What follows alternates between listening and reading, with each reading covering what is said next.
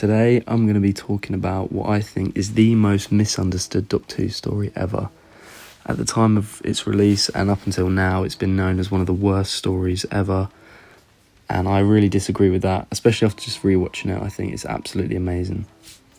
The story I'm referring to is The Gunfighters, and I just think it's a classic Doctor Who story. It's one of the last pure historicals. Innes Lloyd, the producer, didn't like these stories and he thought people weren't interested, and after this one came out, he was proved right. I mean, this got an awful rap, but it's got so much to it that people watch it just thinking it's silly, and that's the point of it.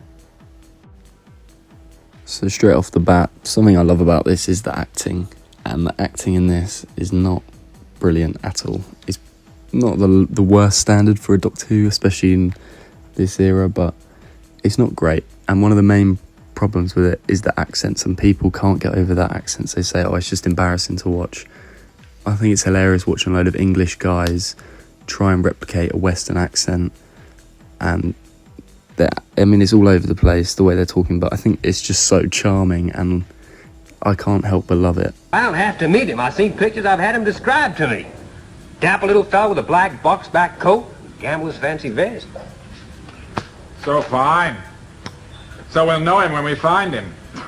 And another thing is the song. A lot of people, if you don't really like the song, you're not going to like this story because it comes in all the time, and I think it's good. It's so different from any other 60s or any other classic Doctor Who story, and it just helps the story flow, although sometimes it can feel a little bit shoehorned in, and sometimes it does feel like they have no idea what to sing. They can't think of any lyrics, but they need a song segment, and that's quite evident in when Charlie the barman dies.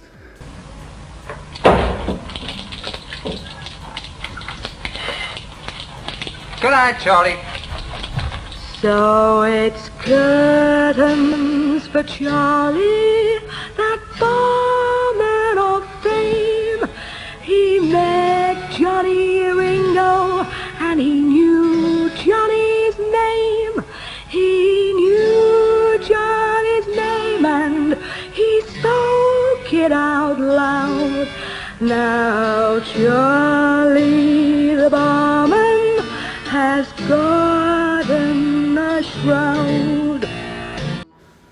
Another great thing about this story is the sets, how they feel so real and they fit perfectly with this story, where some stories in Doctor Who, the sets don't match what's going on and they look a bit shoddy or something like that, but they have a good set and they just want to use it. But here, everything just works and it just keeps adding to that Western feel. I also think the camera work and some of the shots they use is really good. I know that Peter Purves really didn't like the director. He said he didn't lead them very much, or he didn't know what he was doing. I heard that before I saw it, and I thought some of it looked really good. Obviously I don't know what's going on behind the scenes, but there's one shot right at the end where it's like underneath a cart and the camera's like tracking along. I just think it's just made really well, and then with what they had, it's just really well put together.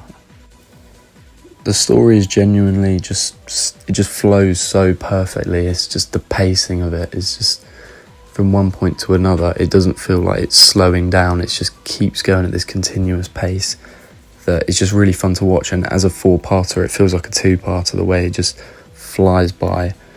The story is very simple, so you can't get lost with what's happening.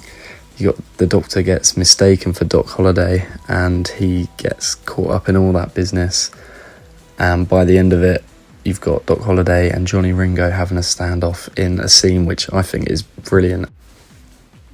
There's a couple of scenes that just really stand out to me here, and one of them is where the Doctor ends up unarming everyone in a bar who got Stephen threatened, and he has the help of Doc Holliday's girlfriend, and it's just hilarious how he's just asking her for what to do, and he's waving a gun about with his flimsy hand, and he manages to actually unarm everyone and get Stephen safe.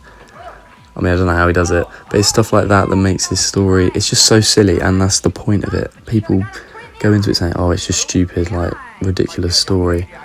But it's just fun. It's just a load of fun. That's what Doctor Who's about. It's not always got to be world-ending. Sometimes it's just about having fun and having a laugh. And this one's definitely about having a laugh. And then there's another scene where Stephen's singing for these guys because the Doctor says he's a singer, so they want to hear him sing. And he gets really fed up. He's like, I've already sung this 4 times. And that is literally just Peter Purvis getting angry and saying, I've already done this many times, I don't want to do this. And you can tell while watching it, he looks quite uncomfortable and he looks quite unhappy. And yeah, he did say the script was crummy, I think was the word he used. But I still think he plays it really well, and you can't tell. And I think now he's come to terms that he actually quite likes this one. Come on, sing. I sung this song 4 times already. That thing is, we try a different song. What more then? The same one. It's the last chance saloon. It's your last chance of feeling. It's your last chance of rye. It's your last chance of living. What's going on here? Okay, now. Dodo is a character in Doctor Who doesn't really get much love, and I'm not going to argue with it, but I think in this is her best story by a long way. She actually has a lot to do.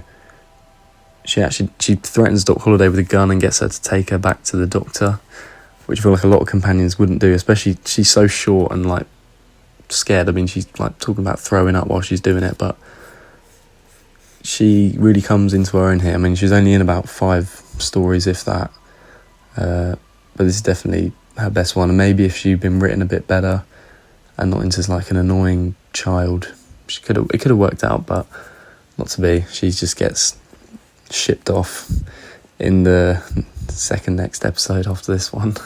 But there's just a really quick review on why I think this story is so misunderstood and people need to give it a second chance, because if you listen to what I've said and you watch it again, I think you'll see it in a new light. It's not the War Games and it's not the Daleks' master plan, but it is really, really a good watch.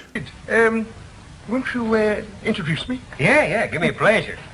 Doc, I would like you to meet the Clanton brothers. The Clanton brothers. Oh, dear. I mean, how do you do? Recognize the name, Doc? Oh, yes, I do indeed. Yes. Stephen, don't you think it's time we were going?